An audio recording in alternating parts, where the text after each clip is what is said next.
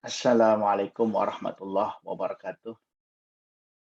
Kembali berjumpa dengan saya dalam rangka untuk melanjutkan kupasan kita pada video sebelumnya yaitu tentang clinical decision making.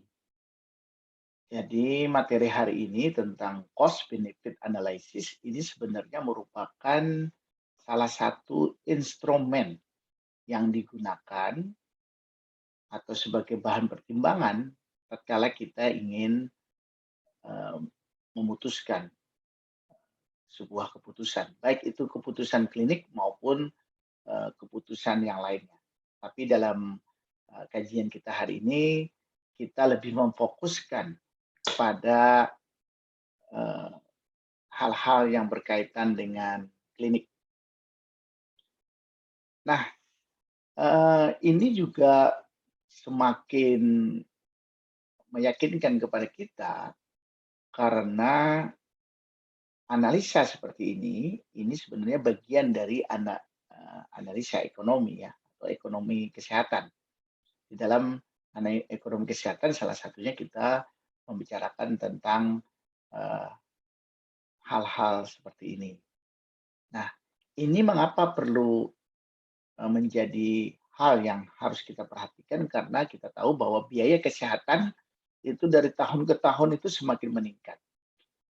Sementara keinginan manusia yang selalu tidak terbatas dan juga kita tahu bahwa sumber daya untuk memenuhi kebutuhan dan keinginan manusia itulah sangat terbatas, baik sumber daya manusia, sumber daya eh, biaya. Nah, dalam kaitan ini salah satunya adalah bahwa kita terbatasnya sumber daya biaya.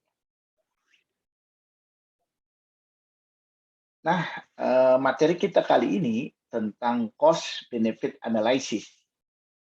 Jadi kita harus bisa nanti memisahkan atau bisa menjelaskan secara harfiah apa yang disebut dengan analisis, apa yang disebut dengan benefit, apa yang disebut dengan cost, sehingga kita punya gambaran yang menyeluruh tentang topik ini. Analisis adalah upaya yang dilakukan untuk mengamati sesuatu secara mendalam dan mendetil melalui proses penguraian berbagai komponen pembentuknya atau penyusunnya untuk diselidiki lebih lanjut. Nah, itu yang disebut dengan analisis. Nah, sedangkan benefit ya, sedangkan benefit benefit ini adalah istilah yang digunakan untuk menunjukkan keuntungan, laba atau keuntungan yang dicapai oleh seseorang atau organisasi. Nah, dalam kaitan tentang klinis ini tentunya adalah keuntungan tercapainya kondisi sehat. Jadi kondisi sehat ini sebenarnya merupakan outcome. Sementara outputnya adalah misalkan penurunan lama rawat inap, misalkan kemudian lagi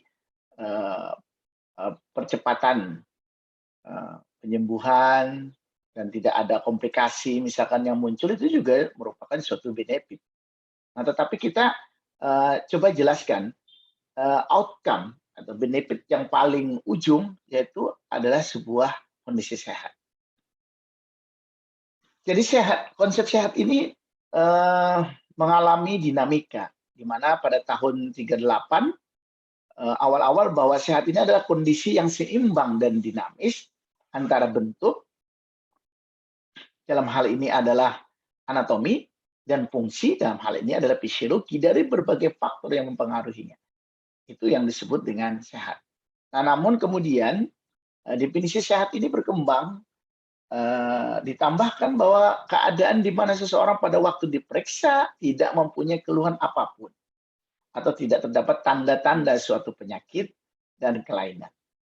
Nah, boleh jadi pada kondisi bentuk atau anatomi dan fungsi yang sehat namun muncul keluhan misalkan dalam bentuk uh, uh, psikologis ya atau kejiwaan. Nah, kalau ini tidak ada sama sekali. Jadi ini bertambah eh, indikator dari sehat tersebut. Demikian juga di tahun 82, jadi di tahun 82 itu semakin disempurnakan bahwa sehat itu adalah keseimbangan baik sosio, kultural, dan spiritual. Jadi di sini menambah lagi, salah satunya adalah spiritual. Ya.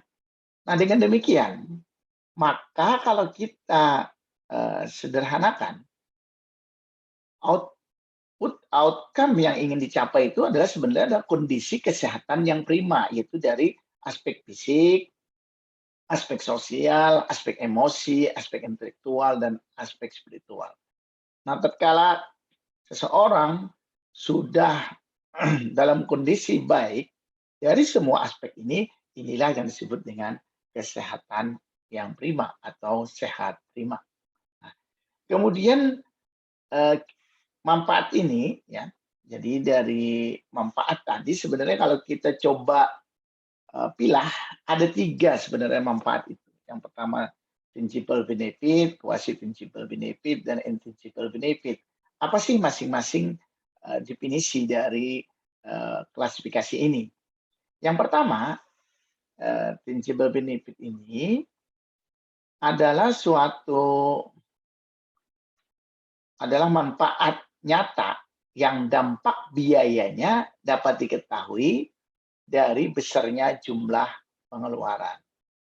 Atau dalam definisi lain adalah manfaat yang dihasilkan oleh sesuatu yang sangat jelas dan terukur. Jadi tangible itu adalah sesuatu yang terukur, ya, manfaat yang terukur.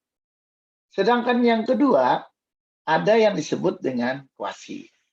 Jadi ini ada manfaat yang terfokus pada peningkatan efisiensi proses yang diterapkan oleh individu atau organisasi. Jadi contohnya misalkan perlu tidaknya pemeriksaan penunjang. Apakah dengan pemeriksaan penunjang itu nanti semakin meningkatkan efisiensi atau malah nanti menurunkan efisiensi sehingga dia sangat samar-samar ya. Itulah yang disebut dengan kuasi. Nah, kemudian atau dalam pengertian lain kuasi itu boleh jadi adalah manfaat antara. Ya, jadi manfaat antara yang bisa kita peroleh tatkala kita melakukan suatu intervensi. Sedangkan intangible itu adalah manfaat yang berfokus pada peningkatan efektivitas proses yang diterapkan oleh individu. Contohnya sembuh tanpa sequelae atau gejala sisa. Ini yang tidak manfaat yang mungkin tidak tergambarkan dengan baik. Nah, atau dengan definisi lain, sebenarnya intangible ini adalah manfaat yang dihasilkan dari suatu intervensi yang tidak sangat jelas terukur, ya. Jadi sangat tidak jelas terukur. Nah, dari beberapa klasifikasi ini sehingga kalau kita kaitkan dengan pengobatan, ya, jadi benefit itu adalah keuntungan yang mencerminkan hasil dari sebuah pengobatan atau terapi. Jadi benefit yang dimaksud di sini dapat bersifat netral, positif, atau negatif, tergantung dari hasil yang dicapai. Sebuah terapi yang manjur akan menghasilkan benefit yang positif tentunya. Sedangkan terapi yang tidak manjur berarti tidak menghasilkan keuntungan dalam hal ini netral, atau bahkan dapat bersifat negatif dalam hal ini mungkin merugikan. Nah, itulah beberapa konsep tentang benefit. Sekarang kita pada kata yang terakhir tentang cost. Jadi cost ini adalah yang berhubungan dengan sumber daya yang sedang dikonsumsi sebagaimana yang diharapkan. Itu adalah, nah, di dalam cost ini, dalam perawatan kesehatan, memang kita mengenal beberapa pembagian. Yang pertama adalah biaya langsung. Jadi biaya langsung ini bisa nanti biaya langsung yang biaya medis atau biaya non medis.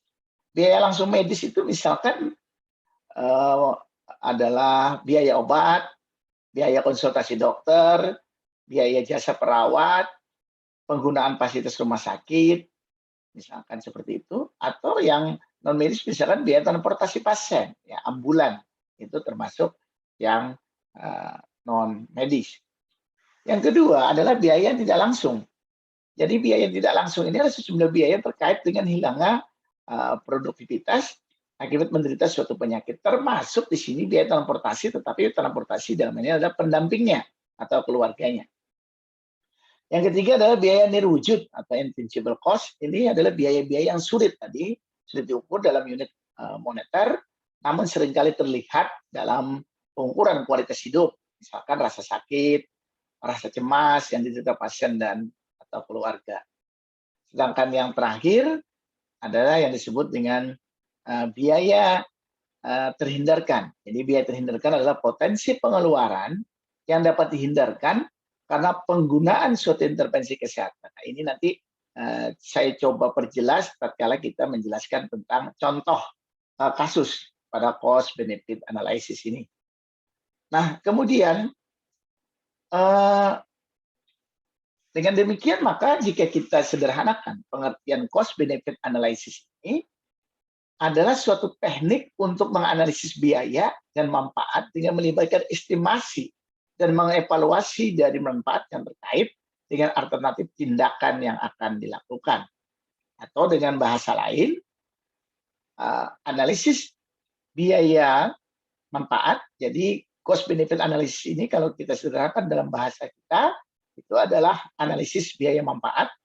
Jadi merupakan suatu teknik penilaian risiko yang membantu penggunanya untuk memilih atau memutuskan opsi perlakuan mana yang perlu diambil untuk suatu risiko. Atau dengan kata lain adalah analisis yang membandingkan antara biaya, dalam hal ini cost, dari suatu penyakit dengan output atau keuntungan benefit dari sebuah pengobatan. Nah, sedangkan tujuan dari cost benefit ini, yang pertama adalah menentukan atau mengukur apakah kemanfaatan suatu proyek, suatu program, atau suatu intervensi itu merupakan suatu yang baik. Kemudian memberikan dasar untuk membandingkan suatu proyek atau program atau intervensi tadi, termasuk membandingkan biaya total yang diharapkan dari setiap pilihan. Nah, kemudian prinsip-prinsip dasar dalam cost benefit ini tatkala kita memperhitungkan tadi, yang pertama bahwa kita harus mencapai keuntungan yang maksimal ya dalam biaya yang minimal. Ini yang coba harus dipahamkan tatkala kita melakukan analisa. Kemudian yang kedua, kita meningkatkan keuntungan dari serangkaian tindakan dan mengurangi biaya yang terkait dengan serangkaian tindakan. Dan yang ketiga yang perlu prinsip yang harus tetap kita pegang yaitu adalah Pareto improvement.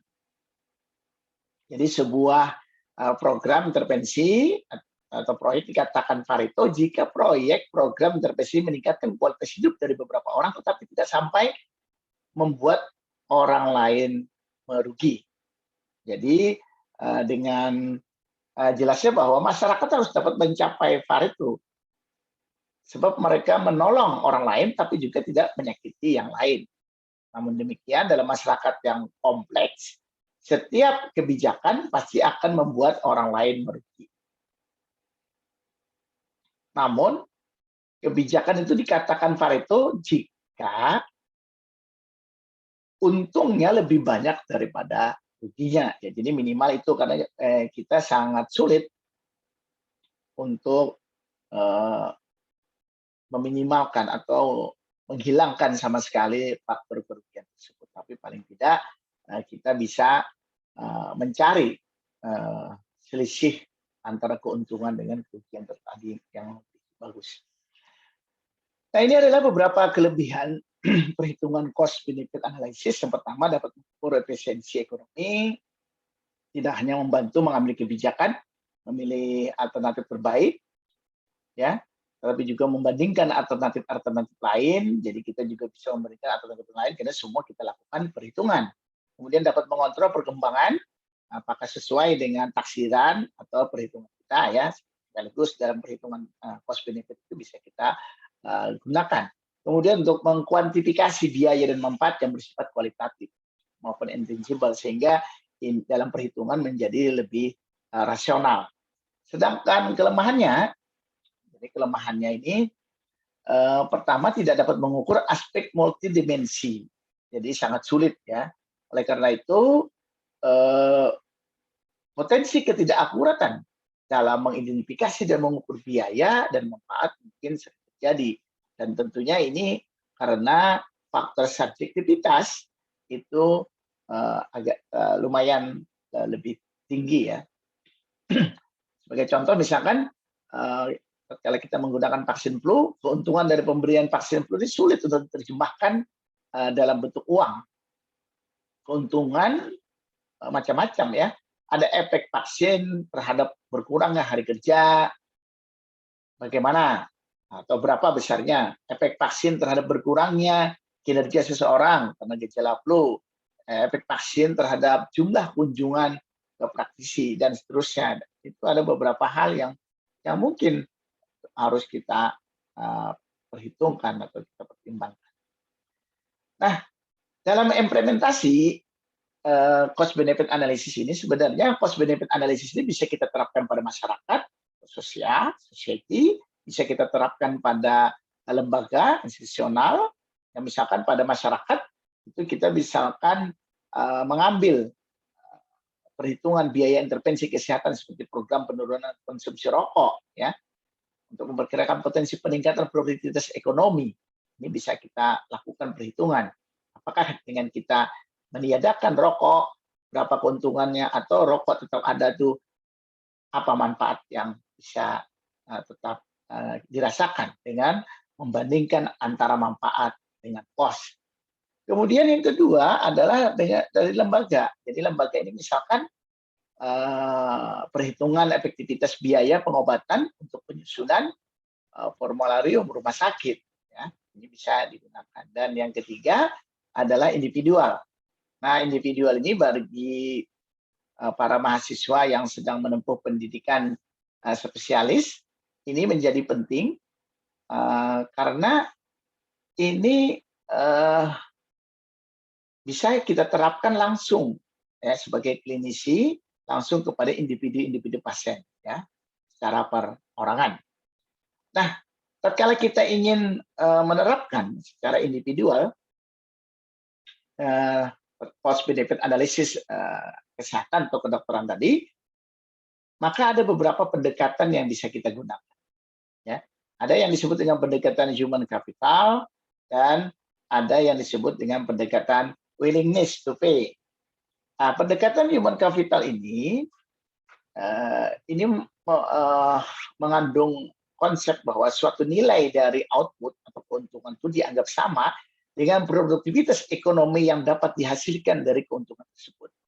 Contoh, biaya dari sebuah penyakit adalah biaya yang diakibatkan karena hilangnya produktivitas yang berkenaan dengan terjangkitnya penyakit.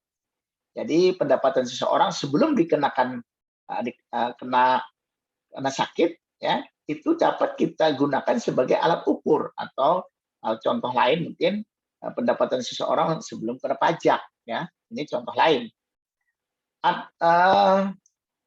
Atau kita bisa menggunakan yang pendekatan willingness to pay, jadi bagaimana kemauan untuk membayar sejumlah uang. Jadi metode ini memperkirakan nilai dari benefit atau output kesehatan dengan cara memperkirakan berapa orang yang akan membayar untuk mengurangi kemungkinan terjadinya hal-hal yang tidak diinginkan. Nah, sebagai contoh misalkan pada kasus ini jika seorang mau membayar $100 untuk mengurangi risiko kematian dari 1/1000 menjadi 1/2000, maka secara teoritis sebuah hidup manusia itu bernilai $200.000. Ini didapatkan dari $100 dibagi dengan 1/1000 dikurang 1/2000, ya, sehingga hasilnya didapatkan adalah 200. Nah, permasalahan dengan metode ini, apa yang dikatakan seseorang tentang kemauan membayar belum tentu berkaitan dengan apa yang akan dilakukan. Selain itu, persepsi setiap orang tentang penurunan risiko kematian itu berbeda-beda. Jadi tergantung dari kondisinya. Nah, itulah juga menjadikan kelemahan, beberapa kelemahan dari perhitungan ini. Namun demikian, ini tetap bisa kita gunakan sebagai pendekatan dalam melakukan perhitungan atau analisis cost benefit ini. Nah, ini sebagai kerangka teori atau sebagai kerangka pemikiran, tatkala kita ingin memperhitungkan tadi ya, memperhitungkan hasil perubahan dalam kesehatan dari kualitas hidup tadi. Bisa dari sumber daya medis kita perhitungkan yang secara langsung, atau sumber daya non medis yang dibutuhkan langsung di dalam suatu intervensi. Dan kita juga bisa menghitung waktu pasien terhadap perubahan produktivitas, kemudian waktu pengasuhan informal dan biaya informal lainnya, atau biaya medis masa depan yang konsekuensi dari intervensi tadi, misalkan terjadinya komplikasi atau sequelae dan lain-lain, ini harus diperhitungkan. Jadi komponen A, B, C, D, dan E itu yang harus kita perhitungkan kalau kita ingin melakukan perhitungan cost benefit secara kompleks ya, atau secara lengkap.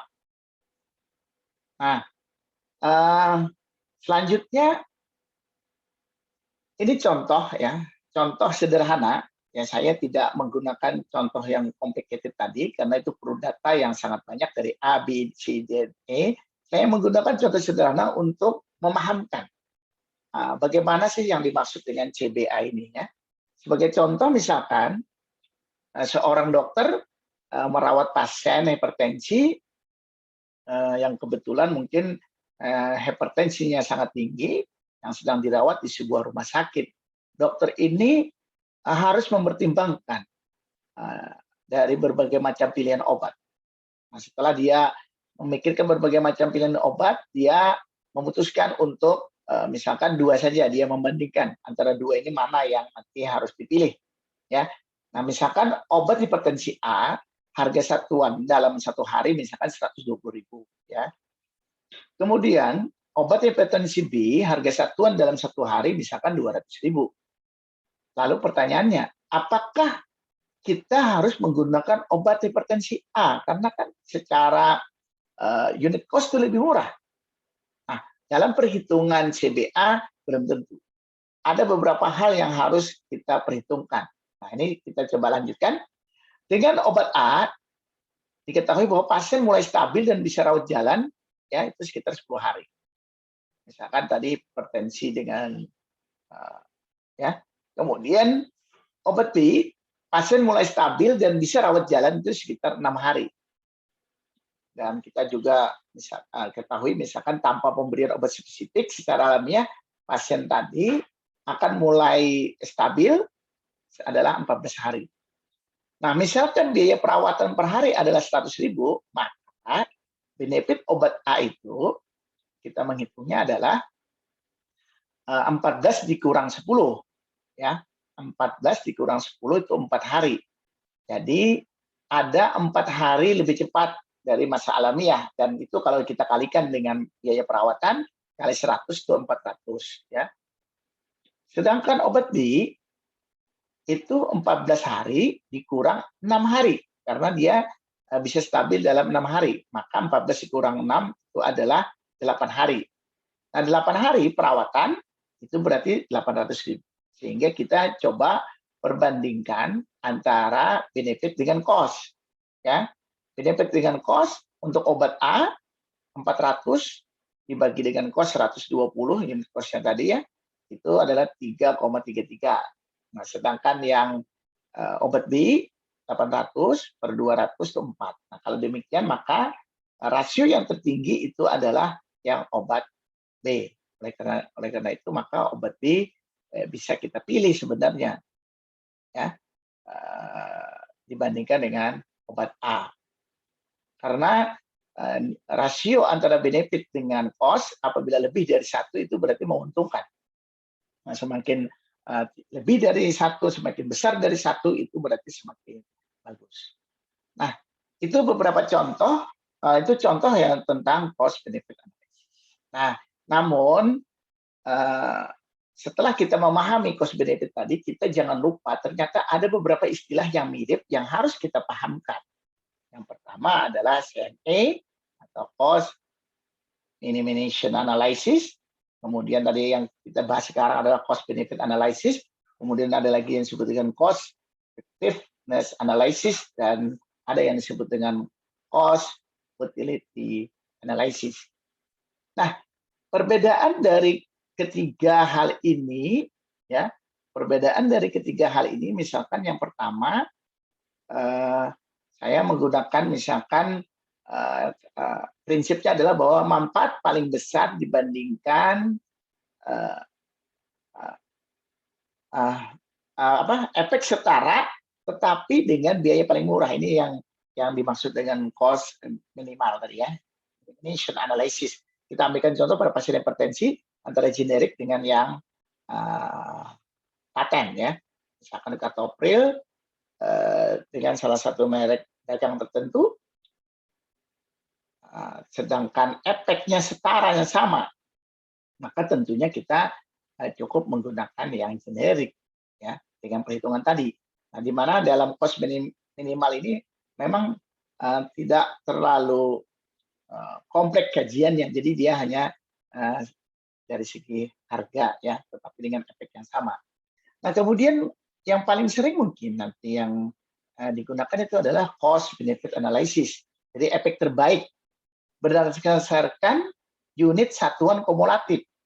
Ya, berdasarkan satuan unit kumulatif, misalkan antara amlodipin dengan pasartan. Misalkan seperti itu ya. Misalkan amlodipin tadi dengan sukses tanpa efek samping. Jadi kita nanti coba klasifikasikan dulu perhitungannya. Dia berhasil tanpa efek samping. Ya, itu total akhirnya berapa? Misalkan 250. Kemudian sukses tapi ada efek samping. Nah, berhasil dengan efek samping artinya harga obat awal ditambah dengan pengobatan komplikasi. Anggaplah pengobatan komplikasi itu sekitar 1 juta sehingga sekitar 250. Kemudian ketiga, gagal tapi tidak ada komplikasi, ya berarti tetap dengan harga awal. Sedangkan yang ketiga, keempat adalah gagal dan muncul efek samping, berarti harga awal juga ditambah dengan pengobatan komplikasi. Nah, namun di sini perbedaannya kita juga harus menghitungkan probabilitas daripada keberhasilannya. Misalkan berhasil tanpa efek samping itu dari beberapa referensi itu misalkan 72% kejadiannya, 72% itu sama dengan 0,72. Sehingga real biayanya nanti adalah 250 dikali 0,72 adalah 180. Demikian seterusnya. Misalkan muncul efek samping itu berapa persen? Oh, cuma 18%. Kemudian gagal tanpa efek samping itu hanya misalkan 8%, gagal dengan efek samping itu hanya 2%. Sehingga ini semua harus dikalikan. Demikian juga dengan obat B. Obat B misalkan harganya itu unit cost-nya 300. Terapi sukses dengan muncul efek samping berarti biayanya 1.300.000.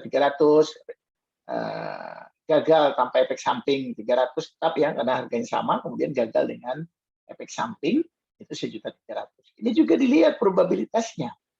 Misalkan ini 85%, 9,%, 4,5% dan seterusnya. Sehingga nanti kita coba kalikan kumulatifnya, nanti kita bandingkan.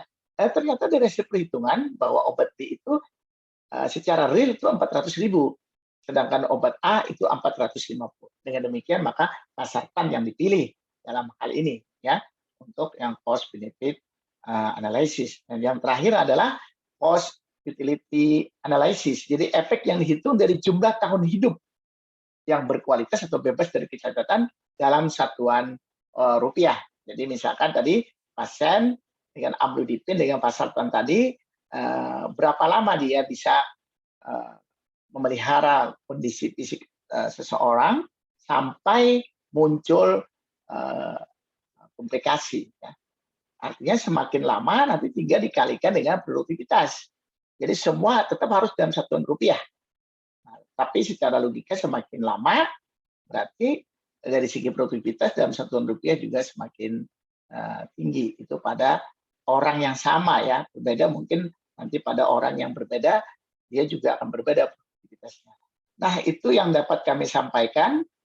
eee, dan ini sebagai bahan nanti untuk memperdalam kajian bisa dilihat pada, judul ini, bisa di-upload secara online, yaitu Cost Benefit Analysis and Healthcare Evaluation. Demikian yang dapat saya sampaikan. Terima kasih perhatiannya. Assalamualaikum warahmatullahi wabarakatuh.